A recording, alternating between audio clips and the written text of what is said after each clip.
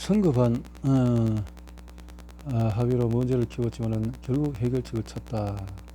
베이징 설명과 협상. 이번 사례는 복잡한 제2의 관계에 있는 두 회사 간의 문제가 발생했을 때 협상의 범위를 대폭 확대하고 서로의 이해관계를 충족하는 여러가지 방법을 다양한 각도로 살피게 된 경우다. 제3자의 도움으로 양측은 결국 협업이라는 해결책을 찾아내게 되었다. 그런 건데요.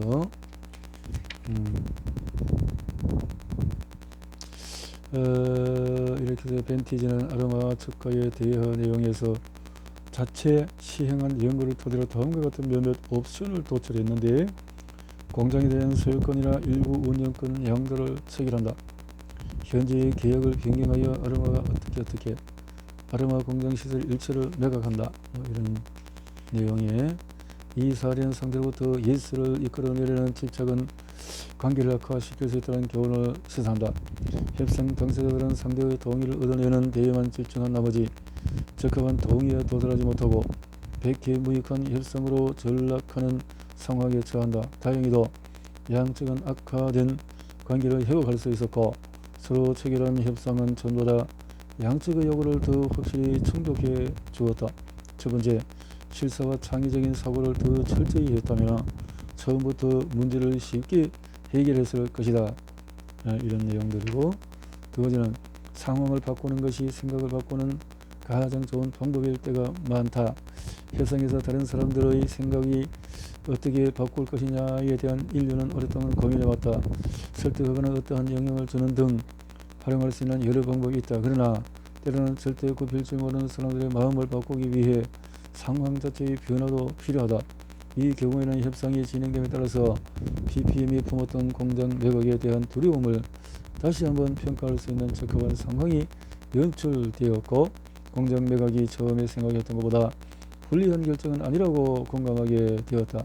이 방법을 선택함으로써 그들에게 이득 자본 투입이 전략적으로 힘을 실어 주었다.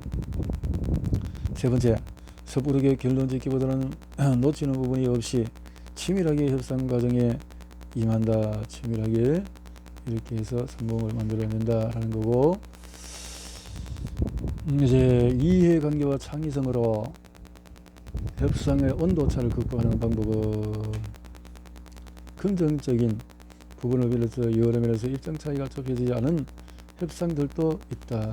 이럴 때에 어떻게 협상해서 긍정적인 문제를 해결할 수 있을까? 협상에서 국가나 문화적으로 상징적인 주요 사업체를 대상으로 할 경우에 그 상징적인 의미로 인해서 협상의 중요성이 배가 된다. 이번 사례가 그 특징을 극명하게 보여주었다. 첫째, 협상 문제로서 양측 관계나 문화적인 이슈는 배제를 한다. 문화권이 전혀 다른 기업이기 때문에 처음부터 원활한 관계를 맺기가 어려웠다. 프랑스와 동독은 역사적으로 첨예한 긴장관계를 유지해온 터라 각 측은 협상에 임할 때 서로 다른 문화적인 기준을 적용했다. 프랑스인들의 대화 방식은 언어적 뉘앙스를 중시하고 애들로 표현하면서 외교적인 방식을 선호하는 반면에 동독인들은 더 직접적이고 논리적인 편이다. 결국 이렇게 보면서 교훈을 보고, 두 번째는 가격에 대한 고집을 버리니까 창의적인 해결책이 도출이 되어진다. 이번 사례에서 가장 중요한 교훈은 전반적인 가격에 집착하지 않되 거시적인 관점에서 협상을 파악하는 것이다. 양측의 가격 문제를 내려놓자 창의적이고 사고를 할 수 있었고, 결국 양측 모두 유익이 되는 그런 것을 해결책을 찾을 수 있게 되었다라는 거고, 세 번째, 다양한 이해관계를 파악한다. 이번 협상에서 다양한 이해관계가 녹아 있었고, 이 점은 협상의 온도차를 줄이는 데 핵심적인 단서이기도 했다. 네 번째, 금기사항을 존중하며 상대의 명성을 유지하는 데 일조를 한다. 이번 사례에서 중요한 교훈 중 하나는 몇몇 금기사항을 존중하고 AT가 협상으로 인해서 사회적으로 체면을 잃지 않도록 보장하는 노력이었다. 이미지를 통해서 만들 수 있겠네요. 14장에 권능은 권능을 말한다. 앞서 언급했듯이 협상에서 주도권의 문제, 힘의 관계란 가장 큰 단죄에 해당된다. 확연한 갑을 관계에서 나타나는 힘의 불균형이 발생할 때 상황은 심각해질 수가 있다. 때로는 힘없이 이 측이 이 협상에서 나한테 뭐라도 좀 줘요 라고 대놓고 주장하지 않으면 안 될 것 같다는 생각이 마저 든다. 그러나 협상에서의 힘의 문제는 이렇게 단도직입적으로 전이할 수 없을 만큼 훨씬 더 복잡하고 신중하게 행사되어야 할 것이다. 고대 그리스의 정치가이자 사상가 루키우스 안나이우스 세네카는 힘을 가진 자는 그것을 약하게 사용해야 한다라고 말했다. 세네카는 왜 이렇게 언급했을까? 협상에서 한쪽이 상대적으로 수도권 즉 힘이 강할 때 그 힘을 잃게 될 때에 대해서는 전혀 생각하지 못하고 판세가 바뀔 때에 어떠한 상황이 펼쳐질지도 모르는 경우가 많다. 되는 거죠. 협상에서 이렇게 봤고, 이 사례는 협상의 한 측이 상대 측의 힘을 행사하는 전형적인 협상건인데, 그러나 시간이 지남에 따라서 힘의 관계가 역전이 되었을 때는 부의 방향도 이전과는 반대라는 점을 시사한다. 첫 번째, 각각 힘의 영향적인 행사, 협상에 힘의 논리가 작용할 경우에 어떻게 효과적으로 대처할 것인지를 보여주는 대표적인 사례인데, 내용에서 보았듯이 피에르는 협상 초반에 일체의 힘을 갖고 최대한 휘두르고 있었다. 자신에게 유리한 상황에서 단어를 한 방울도 남기지 않고 빨아먹으면 인정사정 없는 자세로 일관했다.